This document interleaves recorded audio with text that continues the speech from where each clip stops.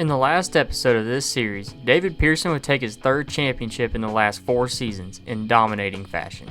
So today, we're going to start the decade of the 1970s and review the 1970 season with a consistent points format.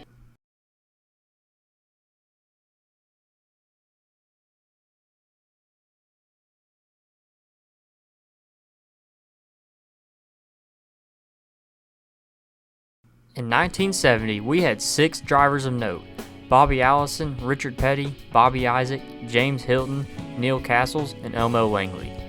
In the opening 8 races of 1970, we had 3 full-time winners. James Hilton would win race 5 at Richmond, Richard Petty would win 2 races at Rockingham and Savannah, and Bobby Allison would win race 8 at Atlanta. So after the first 8 races of the season, the 1969 runner-up Richard Petty was looking for redemption and had the lead by 117 points over Bobby Isaac, with finishes of 5th, 6th, 39th, 2nd, 1st, and 5th.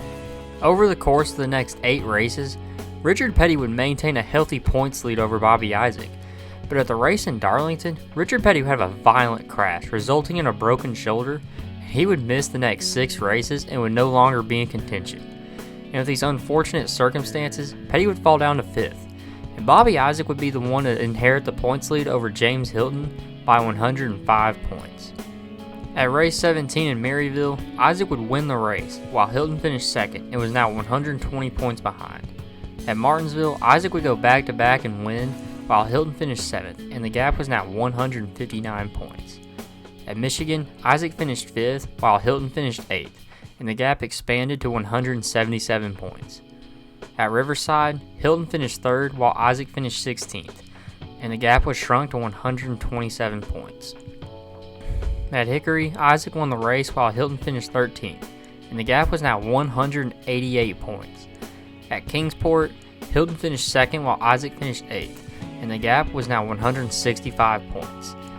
At Greenville, Isaac won the race while Hilton finished 4th, and the gap grew to 190 points. At Daytona, Isaac finished 9th while Hilton finished 7th. And now at the halfway mark of the season, Bobby Isaac was still at the top of the table by a sizable margin over James Hilton. At Malta, Hilton finished 6th while Isaac finished 17th, and the gap was now 154 points. At Thompson, Isaac won the race while Hilton finished 8th, and the gap was now 197 points. At Trenton, Isaac finished 19th while Hilton finished 5th, and the gap was now all the way down to 148 points. At Bristol, Isaac finished 3rd while Hilton finished 11th, and Hilton was now 183 points behind in 3rd. And Bobby Allison would move into 2nd and was now 168 points behind Isaac. At Maryville, Isaac finished 2nd when James Hilton moved back into 2nd with a 4th place finish and was now 198 points behind. Allison finished 17th and was now 231 points back in 3rd. At Nashville, Isaac won the race while Allison would move back into 2nd with a 2nd place finish and was now 246 points behind. James Hilton finished 28th and was now 301 points back. At Atlanta, Bobby Isaac had a horrendous day, finishing 35th, and Allison finished 7th and was now 168 points back in 2nd.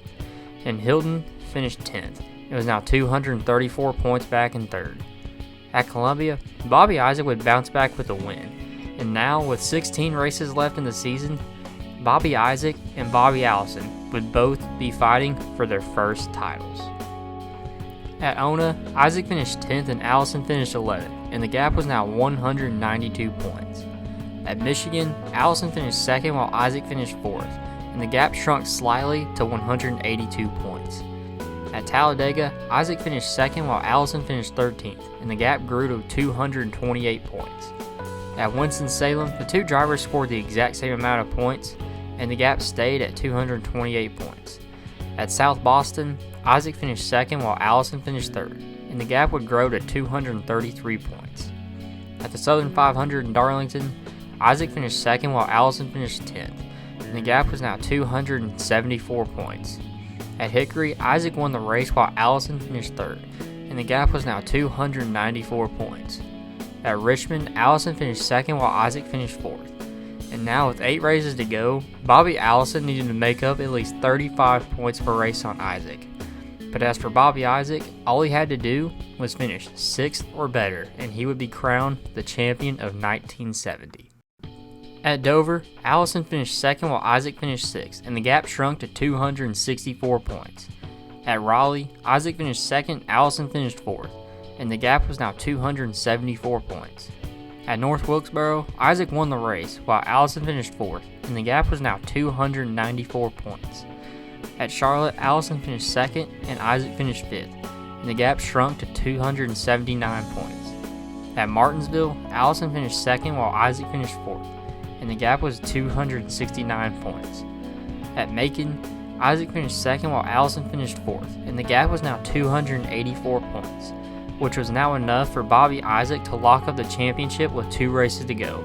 And to open the 1970s, Bobby Isaac would win his first championship. So in 1970, Bobby Isaac would dominate the season, and for Bobby Allison, he would have been more of a contender if he did not miss the 5th race of the season at Richmond. And if he hadn't missed this race, this championship battle could have been a little closer and maybe a little more entertaining. But again, what could have been? And another thing, Richard Petty could have won this championship. Hear me out.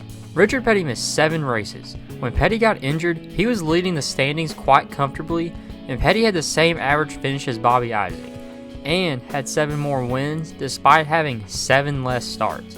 But you know, what if? Well, that'll do it for today, guys. Thanks for watching, and I'll see you next week for 1971.